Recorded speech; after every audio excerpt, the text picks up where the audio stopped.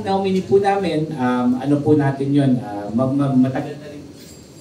matagal na rin po siya sa industriya ng transport. Ano siya, nagsa-strategize po siya regarding motorcycle taxi. Pangalan po niya si Marivic Genuino at taga Iloilo po siya. So, siya po yung isa sa mga nominee natin. Tapos may yung isa po nating nominee, taga Iloilo rin po, si Lex po. Siya rin po yung nag-handle ng marami sa mga TODA po. Ano hometown mo? Ako po taga General Santos po. El Pacquiao? Mindanao po, yes po. Tuna? Opo.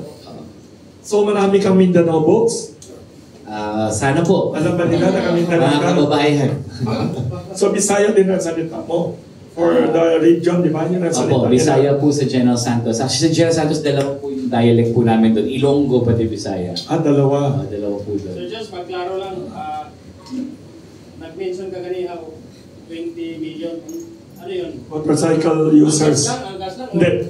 Lahat ng motorcycle. Lahat na nagmamotorsiklo. Maliliit na motorsiklo, lahat po yun. 99% po doon, mga scooter, mga underboat. Kahit ang private users Kasama na po yung privado doon. Lahat. 20 million.